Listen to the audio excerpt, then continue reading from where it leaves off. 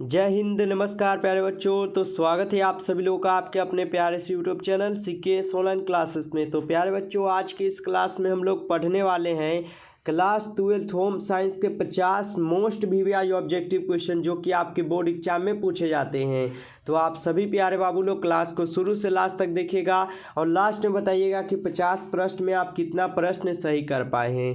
प्यारे बाबू, मैं आपको बता दूं, अगर आप चाहते हैं कि आपकी तैयारी बिल्कुल फ्री पीडीएफ के साथ हो जाए तो आप बिल्कुल ही सीकेएस ऑनलाइन क्लासेस को सब्सक्राइब करके कमेंट में एक बार IM न्यू स्टूडेंट सर जरूर लिखिएगा, क्योंकि प्यारे बाबू आप लोग की तैयारी यहाँ पर बिल्कुल फ्री पीडीएफ के साथ कराई जाती है। अगर आप भी अपनी तैयारी बिल्कुल फ्री पीडीएफ के साथ करना चाहते हैं तो चैनल को सब्सक्राइब करके कमेंट में IM न्यू स्टूडेंट सर जरूर लिखिएगा। क्लास के बाद आपको यहाँ पर एक नंबर देंगे बाबू, जिस नंबर पर आप मैसेज कीजिएगा आपको यहाँ से बिल्कुल ही फ्री पीडीएफ मिल जाएगा। तो चलिए क्लास को स्टार्ट करें। उनसे पहले आप सभी प्यारे बाबू क्लास को भी एक बार लाइक कर दीजिए, ठीक है। चलिए तो जल्दी से एक बार जो है ना आप लोग क्लास को लाइक कर दीजिए। जो बच्चे नए जुड़े हैं चैनल को बाबू आप सब्सक्राइब कर लीजिएगा। अगर आपको ये क्लास अच्छा लगे तो अपने दोस्तों को शेयर जरूर कीजिएगा। चलिए तो आज का पहला नंबर प्रश्न है आप लोग का, और हमारे साथ आप लोग जो है चैट सेक्शन में आंसर जरूर लगाइए। पहला नंबर प्रश्न है कि विवृद्धि से आप अभिप्राय है। विवृद्धि से अभिप्राय प्यारे बाबू क्या होता है, ठीक है। चलिए, विवृद्धि से अभिप्राय होता है संख्यात्मक विकास। ऑप्शन बी आप लोग का सही जवाब याद रखिएगा। अगला क्वेश्चन है, यहाँ पर 2 नंबर क्वेश्चन है, निम्न में से कौन क्रियात्मक विकास नहीं है। चलिए लगाइए आप लोग इसका आंसर कि निम्न में कौन क्रियात्मक विकास नहीं है, ठीक है। चलिए तो बोलना बिल्कुल ही क्रियात्मक विकास नहीं है, ऑप्शन बी लगाइएगा, बिल्कुल सही जवाब है। अगला क्वेश्चन है, अंडे और शुक्राणु के संयोजन की प्रक्रिया को कहते हैं। अंडे और शुक्राणु के संयोजन की प्रक्रिया को क्या कहते हैं? उनको क्या बोलते हैं? निषेचन बोलते हैं। ऑप्शन ए आप लोग का सही जवाब है। अगला क्वेश्चन पढ़िएगा, निम्न में से कौन सा गर्भ अवस्था का परीक्षण है।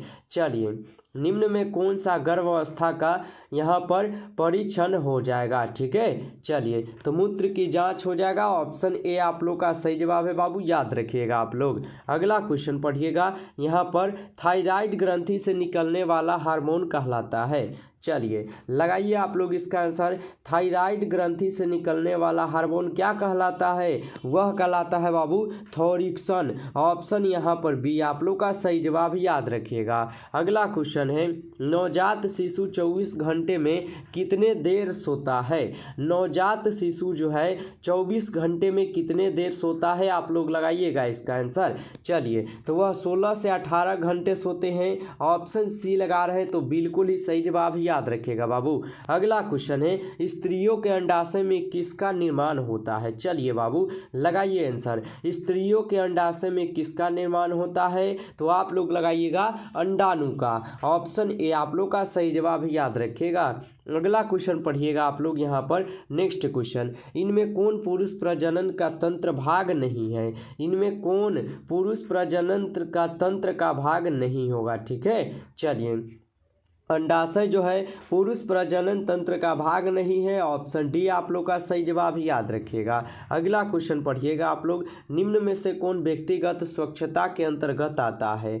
चलिए, निम्न में यहाँ पर कौन है जो व्यक्तिगत स्वच्छता के अंतर्गत आता है बाबू, ठीक है। चलिए तो ये हाथ धोना भी आता है, दांतों को ब्रश करना भी है, नाखून काटना, ये सभी चीज़ आते हैं, इसलिए ऑप्शन डी आप लोग का सही जवाब याद रखिएगा। अगला क्वेश्चन, 1 ग्राम वसा में कितनी कैलोरी होती है। चलिए बाबू लगाइए आंसर। 1 ग्राम वसा में कितनी कैलोरी होती है? उनमें बाबू 9 कैलोरी होती है। ऑप्शन डी आप लोग का सही जवाब याद रखिएगा। अगला क्वेश्चन है, बच्चों को पूरक आहार कितने माह में देना चाहिए। चलिए लगाइए आप लोग आंसर कि बच्चों को पूरक आहार कितने माह में देना चाहिए। उनको कब देना चाहिए? 6 माह में। ऑप्शन ए आप लोग का सही जवाब याद रखिएगा। चलिए अगला क्वेश्चन है, एड्स कैसे फैलता है बाबू। चलिए एड्स जो है कैसे फैलता है, लगाइए आप लोग आंसर, ठीक है। चलिए एड्स कैसे फैलता है बाबू, तो यह फैलते हैं आपके संक्रमित सुइयों से। ऑप्शन सी आप लोग का सही जवाब है। अगला क्वेश्चन पढ़िएगा, निम्न में से कौन पहले कुछ दिनों के दौरान बच्चों की देखभाल के अंतर्गत आता है। लगाइए आप लोग इसका आंसर। निम्न में कौन पहले कुछ दिनों के दौरान बच्चे की देखभाल के अंतर्गत आता है बाबू? कौन आता है? तो बच्चों को गर्म रखना भी आता है, गर्भनाल की देखभाल भी आता है, माँ के दूध के अलावा कुछ नहीं देना ये भी आता है, इसलिए सभी होगा। ऑप्शन डी आप लोग का सही जवाब है बाबू, याद रखिएगा। अगला क्वेश्चन, क्षय रोग से बचने के लिए कौन सा टीका लगाया जाता है? चलिए बाबू, क्षय रोग से बचने के लिए कौन सा टीका का प्रयोग किया जाता है? तो BCG का, BC और G का टीका बाबू। ऑप्शन यहाँ पर सी आप लोग का सही जवाब है। अगला क्वेश्चन, रोग निरोधी क्षमता कितने प्रकार के होते हैं? चलिए बाबू लगाइएगा, रोग निरोधी क्षमता कितने प्रकार के होते हैं? यह कुल 2 प्रकार के होते हैं बाबू। ऑप्शन ए लगाइएगा, बिल्कुल सही जवाब है। अगला क्वेश्चन है बाबू कि निम्न में से कौन सा तत्व विकास को प्रभावित नहीं करता है? चलिए, निम्न में से कौन सा तत्व विकास को प्रभावित नहीं करता है प्यारे? तो धन बिल्कुल ही नहीं करता है। ऑप्शन डी आप लोग का सही जवाब, याद रखिएगा। अगला क्वेश्चन पढ़िएगा, निम्न में से कौन सी बीमारी दूषित भोज्य पदार्थों को खाने से होता है? निम्न में से कौन सी बीमारी दूषित भोजन खाने से होता है बाबू? आप लोग लगाइएगा। चलिए, तो यह अतिसार भी होता है, हैजा भी होता है, पेचिस भी होता है, इसलिए हमारा सभी होगा। ऑप्शन डी बिल्कुल सही जवाब है। अगला क्वेश्चन है, निम्न में से कौन खाद्य विषाक्तता का लक्षण है? निम्न में कौन खाद्य विषाक्तता का लक्षण हो जाएगा बाबू? ठीक है, चलिए, तो इनमें क्या है? सभी है, बिल्कुल सही जवाब है। ऑप्शन डी इनमें सभी होगा। अगला क्वेश्चन, शुद्ध जल होता है बाबू, शुद्ध जल कैसा होता है? लगाइएगा, शुद्ध जल तो रंगहीन भी होता है, गंधहीन भी होता है, स्वादहीन भी होता है, इसलिए सभी होता है। ऑप्शन डी बिल्कुल सही जवाब है। अगला क्वेश्चन है, अंतस्रावी प्रणाली से संबंधित आजकल का सबसे आम रोग है? चलिए बताइएगा, अंतस्रावी प्रणाली से संबंधित आजकल का सबसे आम रोग कौन सा हो जाएगा? यह होता है कौन सा? मधुमेह। ठीक है, मधुमेह लगाइएगा, बिल्कुल सही जवाब है। अगला क्वेश्चन पढ़िए तो, निम्न में से कौन ध्वनि प्रदूषण का सामान्य स्रोत है बाबू? चलिए लगाइए आप लोग आंसर, निम्न में कौन ध्वनि प्रदूषण का सामान्य स्रोत है बाबू? ठीक है, तो सड़क यातायात हो जाएगा। ऑप्शन सी बिल्कुल सही जवाब, याद रखिएगा। आप लोग जल्दी से एक बार क्लास को भी लाइक कर दीजिए बाबू। जो बच्चे नए जुड़े हैं चैनल को आप जरूर सब्सक्राइब करके कमेंट में I am new student sir जरूर लिखिए। अगला क्वेश्चन पढ़िएगा आप लोग। अगला क्वेश्चन है, घरेलू वायु प्रदूषण का क्या कारण है?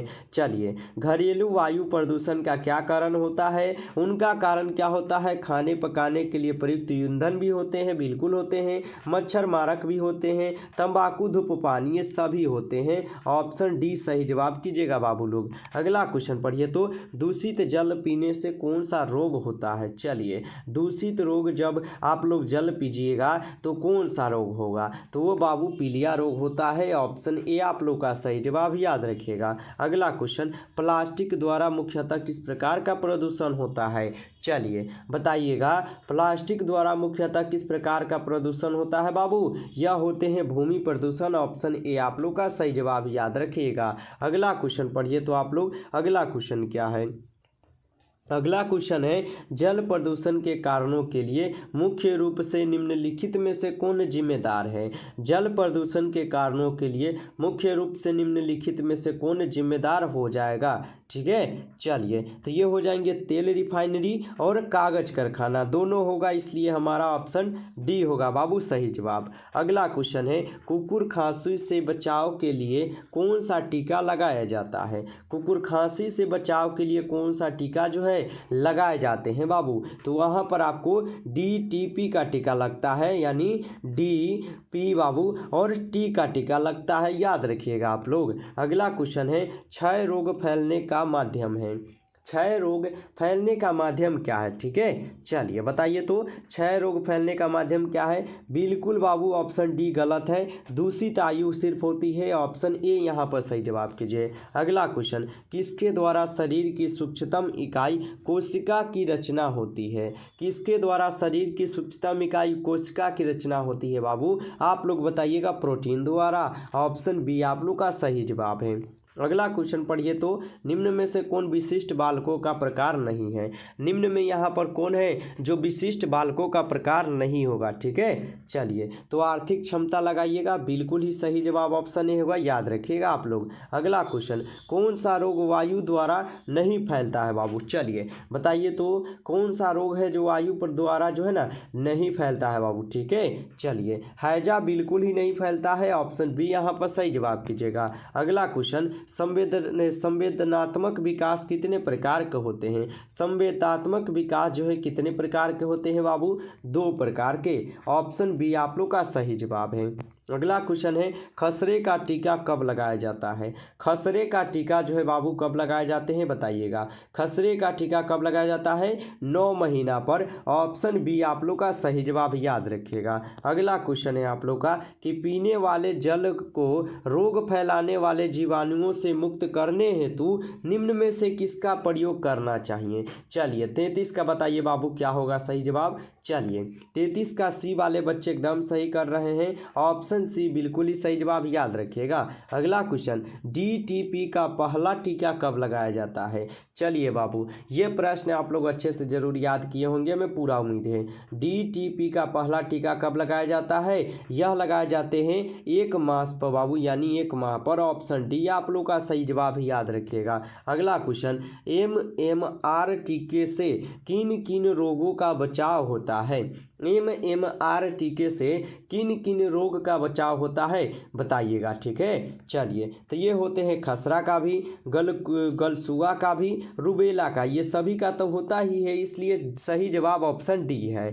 अगला क्वेश्चन बाबू, केंद्र क्या है, कूड़ेदान में किसका छिड़काव करना चाहिए। कूड़ेदान में किसका छिड़काव करना चाहिए, तो DTP का बाबू, ऑप्शन सी आप लोग का सही जवाब है। अगला क्वेश्चन पढ़िएगा कि संक्रामक रोग से तात्पर्य है। संक्रामक रोग से तात्पर्य क्या होता है, एक व्यक्ति से दूसरे व्यक्ति को लगना बाबू। ठीक है, ऑप्शन सी आप लोग का सही जवाब है। अगला क्वेश्चन, विटामिन सी की कमी से कौन सी बीमारी होती है। विटामिन सी की कमी से कौन सी बीमारी होती है बाबू। ठीक है, चलिए तो बीमारी विटामिन सी की कमी से स्कर्वी रोग होती है, आपको पता होगा, ऑप्शन बी यहाँ पर सही जवाब है। अगला क्वेश्चन, ऊर्जा प्राप्ति का मुख्य स्रोत है। ऊर्जा प्राप्ति का मुख्य स्रोत क्या है बाबू बताइए तो। ऊर्जा प्राप्ति का मुख्य स्रोत क्या है, कार्बोहाइड्रेट, ऑप्शन बी आप लोग का सही जवाब है। अगला क्वेश्चन पढ़िए तो, पेचिश से पीड़ित बच्चों को दिया जाना चाहिए। पेचिश से पीड़ित बच्चों को क्या देना चाहिए बाबू, उनको क्या देना चाहिए, दूध भी देना चाहिए, चीनी युक्त गर्म दूध भी देना चाहिए, नमक युक्त ठंडा पानी भी देना चाहिए, यानी नमक एवं चीनी युक्त घोल। यानी बाबू ये तीनों ऑप्शन बिल्कुल गलत है, बट हमारा सही होगा इनमें से यह डी, क्योंकि नमक एवं चीनी का घोल देना ये सबसे उचित माना जाता है, इसलिए हमारा ऑप्शन डी होगा बाबू। ठीक है, चलिए जितने भी बाबू लोग लाइक नहीं किए क्लास को जल्दी से एक बार लाइक कर दीजिए, जो बच्चे नए जुड़े हैं चैनल को भी बाबू सब्सक्राइब जरूर आप कर लीजिएगा, दोस्तों को शेयर जरूर कीजिएगा। अगला क्वेश्चन है, निम्नलिखित में से कौन सा पोषणहीनता से संबंधित रोग है। निम्नलिखित में से कौन सा पोषणहीनता से संबंधित रोग है बाबू। ठीक है, चलिए तो एनीमिया बिल्कुल ही है, ऑप्शन सी बिल्कुल सही जवाब होगा। अगला क्वेश्चन है, विकासात्मक मनोविज्ञान लाभदायक है। विकासात्मक मनोविज्ञान लाभदायक बच्चों के लिए या किसके लिए होगा, तो यह बाबू होते हैं आपके बच्चों के लिए भी, अभिभावकों के लिए है, शिक्षकों के लिए, ये सभी के लिए है। ठीक है, यानी ये सभी के लिए होते हैं, ऑप्शन डी आप लोग सही जवाब कीजिएगा। अगला क्वेश्चन, असंतुलन आहार न ग्रहण करने से क्या प्रभाव पड़ता है। असंतुलित आहार न ग्रहण करने से क्या बाबू प्रभाव आपको पड़ता है, आपको पड़ता है प्रभाव कैसा, तो भार में कमी भी आ जाती है, शारीरिक प्रभाव की चिंता भी हो जाती है, कमजोरी भी, ये सभी तो हो ही जाती है ना, ऑप्शन डी कीजिए सही जवाब। अगला क्वेश्चन, रोग निरोधक क्षमता कितने प्रकार की होती है बाबू। रोग निरोधक क्षमता जो है 2 प्रकार की होती है, हमारा ऑप्शन बी होगा सही जवाब। अगला क्वेश्चन है बाबू, बच्चों को किस रोग से बचने के लिए विटामिन ए की खुराक दी जाती है। चलिए बताइए तो बच्चों को किस रोग से बचने के लिए विटामिन ए की खुराक दी जाती है, उनको रतौंधी रोग से बचने के लिए, ऑप्शन ए आप लोग का सही जवाब याद रखिएगा। चलिए अगला क्वेश्चन है, बच्चों को पोलियो और डीटीपी का बूस्टर डोज किस आयु में दिया जाता है। चलिए, बच्चों को पोलियो और डीटीपी का बूस्टर डोज जो है किस आयु में दिया जाता है, उनको दिया जाता है 3 माह के आयु बोले तो ऑप्शन सी यहाँ पर सही जवाब है बाबू, याद रखिएगा। अगला क्वेश्चन है, भोजन में किसकी कमी से माँ और शिशु दोनों को क्या है, गलकंड और घेंघा रोग होने की संभावना रहती है बाबू। ठीक है, चलिए, तो ये रहते हैं आपके आयोडीन की कमी के कारण, ऑप्शन सी आप लोग का सही जवाब है। अगला क्वेश्चन पढ़िएगा आप लोग। अगला क्वेश्चन क्या है, स्वच्छता के लिए कार्य के लिए जल की अधिकतम आवश्यकता होती है। स्वच्छता के किस कार्य के लिए जल की अधिकतम आवश्यकता होती है बाबू, तो आप लोग बताइएगा। कपड़े की धुलाई के लिए ज़्यादा होती है, ऑप्शन बी सही जवाब है।